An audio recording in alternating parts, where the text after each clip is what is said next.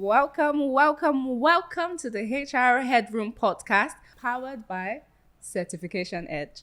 I'm your host, Odion Sigwe Emike, and this is your show, like I always say, where we get to talk about your experiences, your challenges, and insights into the HR profession. Now, like I always promise you, we bring in the best, and that's on period. And one of those best is Miss Yinlayefa, Irene. So Miss Yinlayefa, Irene actually has her SPHRi certification, which, like I've said before, is not a small deal. Miss Yinlayefa, how that certification? How did you do it? Wow. Help us to know. What do we need to do? What you need to do is enroll in certification.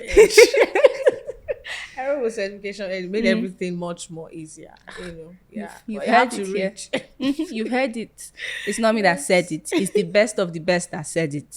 Enroll with Certification Edge for your own good. Exactly. So, yes, you're right. yeah. But I just, you're doing, with in your role and everything is exemplary. You're doing such a good job, right? Thank you. So Thank you. we just want to know how, so far, what has been the highlight of working as a HR professional, especially after your certification? What has been the highlight?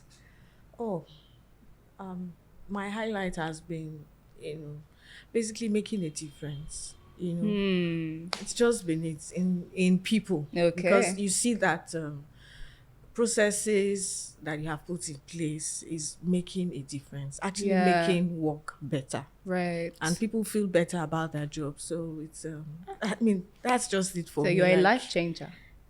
Yeah, you can. Yes, exactly. I am.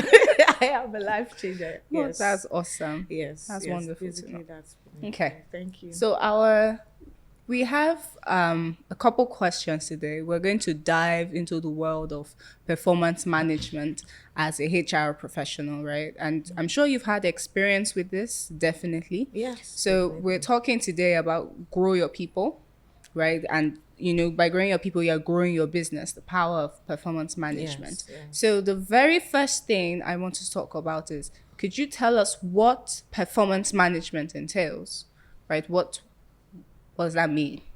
Let's not just be talking abstract. What does that mean? Exactly. Well, it's simple. Just like the name states, performance management is just that, like a systematic a system of checking the performance of your team, Okay. like your team performance, what they do, how they do it, to set goals, and it's just a system you put together, how you measure performance and how you improve performance in your Okay, team. in your- Basically, you align individual work Okay. with the organizational goals. Goals, of okay. that. So basically, that's what performance. So apart from goals, management of course, is it I assume it's important for the profit of the course, organization. yes. That's why I said yes. It's, you align the individual work, because an organization is a combination or a group of people. Right. So, and they do different things. Right. So how do these different things they do bring about the growth of that organization? Okay. Yeah, So, so that's what it is. You've worked with many people Yes. over the years. Yes. Inevitably, you're the HR. You're HR. Yes. Inevitably. So can you tell us, while you're doing this performance management in alignment, like you said, Yes. emphasis alignment with the organizational goals, how does it affect motivation, right, for the employee?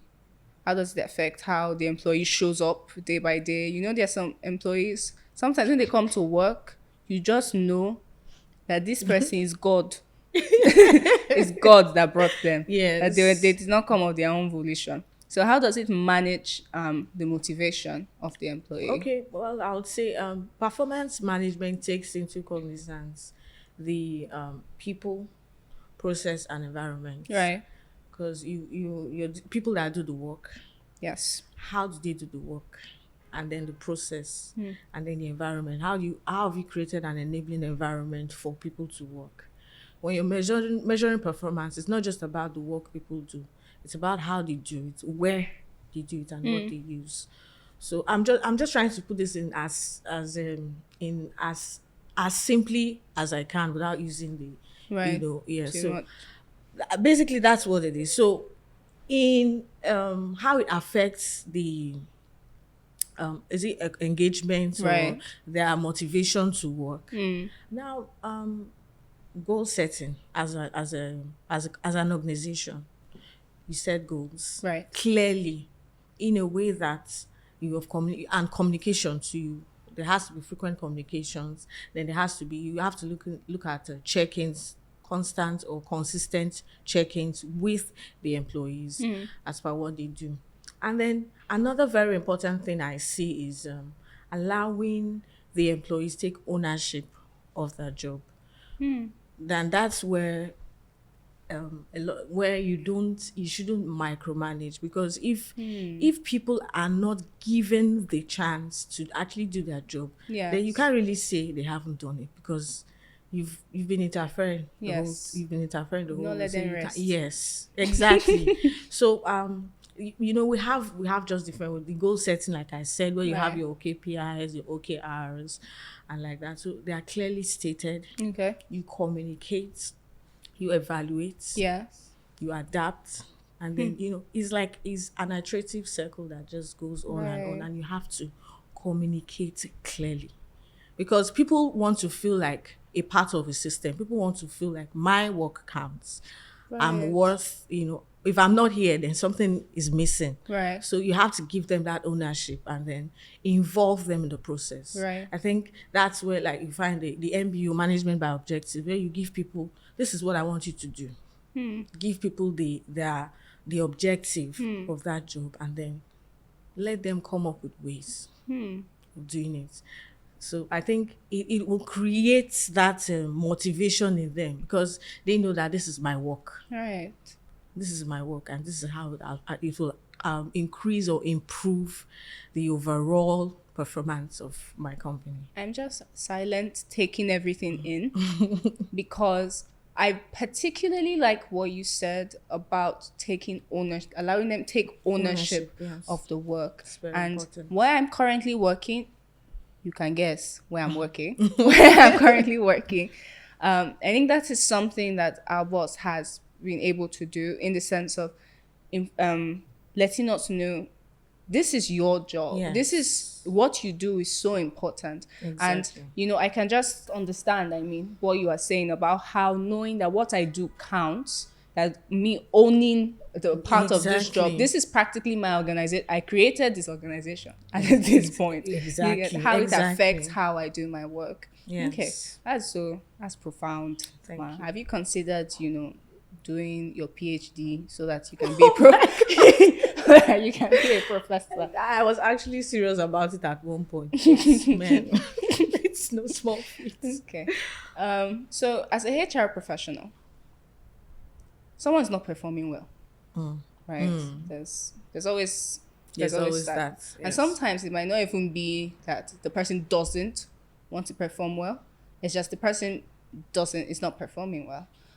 What do you do? How do you handle that challenge? How do you handle that underperformance, right? What should we do? What should we learn? Okay. First things first. You as an HR professional, you have to investigate the root cause. Like I said, it may not be that. It may just be that the person just doesn't know what to do.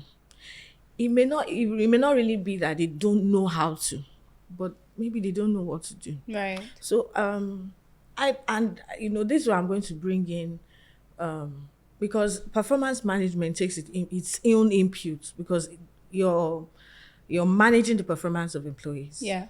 In the organization. So it takes its input from recruitment onboarding. Okay.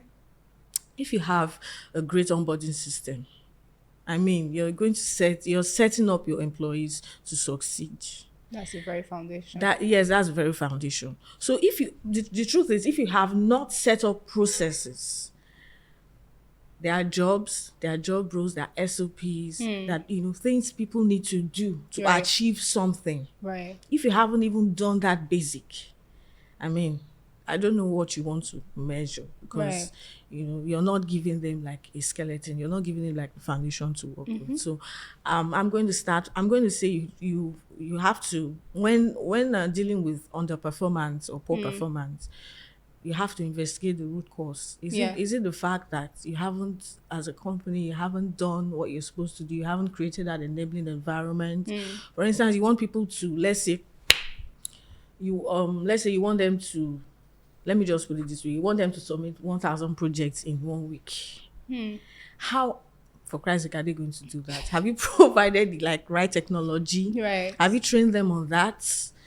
Are they able to use that system? So those are the things. Before creating KPIs and the rest, you have to like put the process together. You have to like create an enabling environment. So the first thing is to investigate. Right. That's the first thing for poor performance. And so if you have ruled out the fact that, look, it's not our fault, we have done all we need to do, and then you can now, you can now set up like a performance improvement plan. Okay, for the employee. So if it's something that they can work, so these things take time, and you have to communicate constantly, clearly, in a way that they understand. Right. So why I had to take it back to onboarding and recruitment was because if you have brought in the right people in the first place, then it will be easier. The process will be much more easier going forward, because you don't want to speak English to someone who doesn't understand. You don't want, person has to understand English first in the first place before. So basically the performance improvement plan, and then you go for some time, and then definitely, if improvement doesn't occur, if there's no improvement, then you have to look at termination, because you have done all you need to do, and the company has to grow, has to perform. Because at the end of the day, it's about the company organization goals. Yes. Actually, what you've said about that onboarding, why I think it's so insightful is because I think there's a concept of uncertainty. Sometimes your work uncertainty, you don't even know. Sometimes it's not that the organization doesn't have the technology for you to deliver 1,000 projects in a week. You just didn't know. that was available. And whose fault is that? Yes. Right. From the onboard, you just didn't. Yes. Sometimes it could even be, I think there's something called, is it workflow uncertainty, where you don't know who you are reporting to or who is reporting to you. So you have an issue, you don't know where to go. So you're just there like, it's like, I don't even know who to call to ask. Right. So are there certain ways that you would recommend to keep the employee motivated throughout? Because like I mentioned, in the beginning, there's some employees as they're walking into the office, you're just like, it's like you will go home. They don't want to be here. Okay, so how do you maintain that motivation? Okay. Yeah, very simple. Well, the first thing is the first thing I would say is of course, when you have employees, they have to feel like a part of the process. Okay. They have to be as transparent as possible. There has to be that sincerity of purpose, like, okay, this is it, this is our work, and then communication. I don't know, we just can't overemphasize the role communication plays in motivation, in motivating employees. We can't, because if they don't know, they don't know. Right. Yeah, that's just it. If they don't know, they don't know. If there's going to be any change, and then again, like we talked about processes. Right. For instance, these are the people that do the job. You are interested in the outcome. They have the minute details on how to go get those outcomes, and they have they are in the face of the job. Right. So you have your lay down processes, and then they are doing it, and then they've discovered that, okay, there's a way that we can actually do this better.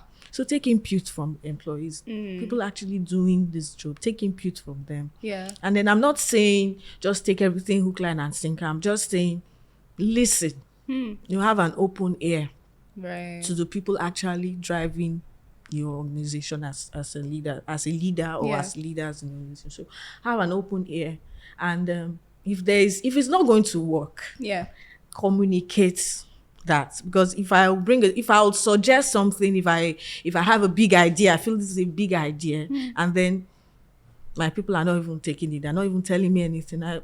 That's a very big demotivator. Right. You're like, okay, next time, anything that goes wrong, na them sabi in local palace. So yes, I think sincerity, communication, have an open ear. Right. And yes, and then again, let people take ownership of their job. Because if I feel that, okay, I'm going to work, I'm not just going to count minutes or count time. Like, Right. okay, I'll be there 8 a.m., 5 a.m., I rush out. Yeah. You only get that where people are just, they don't find purpose in what they do. So it's just about what they get at the end of the month. They have to eat. Right. So, but where you see people, they are really interested, they want to do, it is when you have allowed them, you've given them a listening ear, you've allowed input from them, and then you constantly review your process based on their input, based on how they work. Try to, don't be too rigid. Don't be too rigid. Like, okay, introducing all this like hybrid work modes. Okay. Really very motivating, because it's something we did. We had, obviously, due to the removal of fuel subsidy, it wasn't funny. Because I work in a retail pharmacy space. Right. We have to be at work every day. You understand? So, but then we have the head office people, the head office staff, the administrative staff that they can actually work from home or from anywhere. Yeah. So we had to implement that, and even on the floor, pharmacy floor staff that have to be there, because obviously you can't work from home when you're in the shop floor. So what we did was, we introduced 1 day in, 1 day out, so you don't have to come in every day. And I don't know, I didn't even know the impact of what this would do. I didn't even know, because we didn't increase salaries. Right. We didn't. That was what we did, and it just increased and improved their motivation. They were like, wow. They never believed that. Yes, they never believed that this anything like that could happen. And then so people are more, even when I work from home, because the kids are off to school, I'm alone. I tend to I'm able to think more. I'm able to no unnecessary distractions. Like, okay, I have a line of thought. I'm thinking about something, and someone is knocking on my door. Right. There's nothing. So it's those are the things, and then it really helps. It really helps in motivating the staff. I experienced that firsthand. It's so important what you've said, because when you were saying communication, some people, when the employee is not performing, some people think it's just to go in and motivate them, aspire to perspire. So you're going like, you can do this. But the truth is, your employee doesn't know that they can. They know they can do it. They don't know how. How exactly? You've not taught them anything. Exactly. So they're just there. They're in fact, your motivation at some point, when you come in, they'll just start being angry. This one wants to come again with speech. Exactly. Yes. So it's wonderful that you pinpoint that communication, and you emphasize that they have to be able to take ownership of that work. Exactly. Right? And being a listening ear, to the employee. Yes. That's Ma. We are doing things in this podcast. Okay. So, but you've actually delved a little into the points that I was making. I'm sorry, the next question about, with the rise of remote work, more people want to work from home. Exactly. More people want hybrid work, right? How do you manage that? What are the strategies? Because that's very different from the traditional dynamic of, come to the office 9 to 5. How do you manage that? What are you doing? Okay. For me, the goal, or how do I put it? The goal has shifted from, like, for instance, for attendance. Okay. We're no longer clocking, even though we actually sign in and sign out. Right. It's not about that. Because some people will come to work 8 a.m. and 5 a.m. they're gone and nothing is done. So the goal actually has shifted to the performance. Like, okay, like I mentioned something. I said, okay, you have you have to submit 1,000 projects In a week.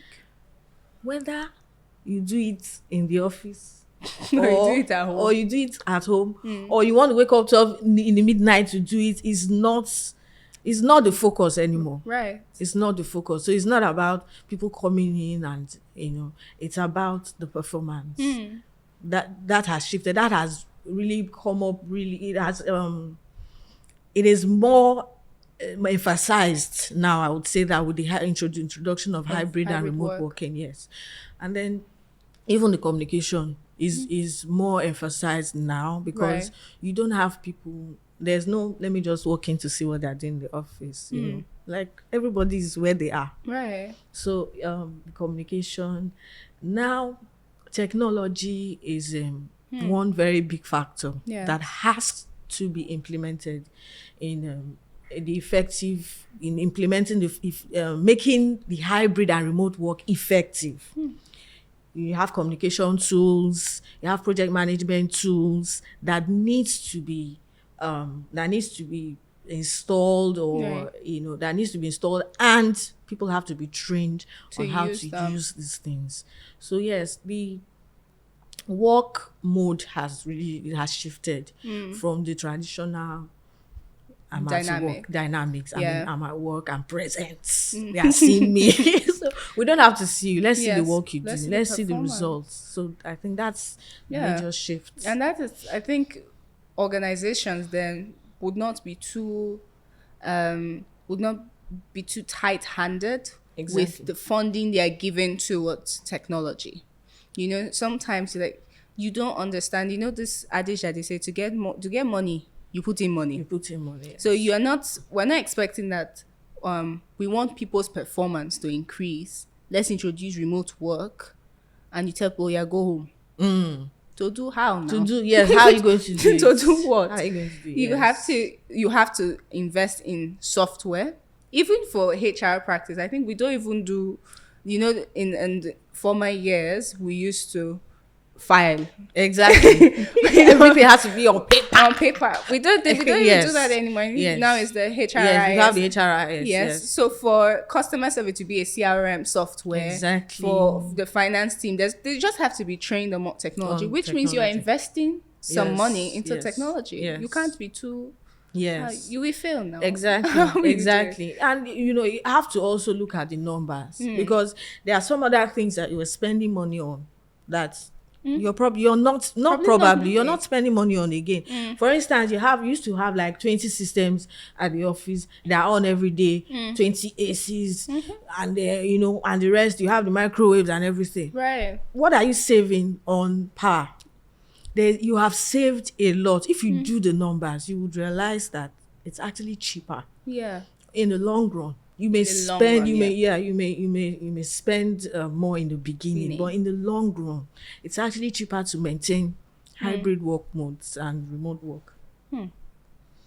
It's actually cheaper. I want to give me a second. I need to take everything you said in. Yes. But you know what? I'm not even kidding. This has been such an insightful session. Thank you. Thank you so much for getting on the show. Thank you so much for taking us through why we need to manage performance so that the employees own what they are doing. Has been so profound. Yes. So thank you. People at home watching the show, thank you so much for watching. Thank you so much for listening to our conversation. Now, there's more to find out. There's more to know. And you can find it here at the HR Headroom podcast, powered by yours truly, Certification Edge. I am Emike Odion-Sigwe, and this has been such an insightful session. I'll see you again soon. Yes. Bye. Bye.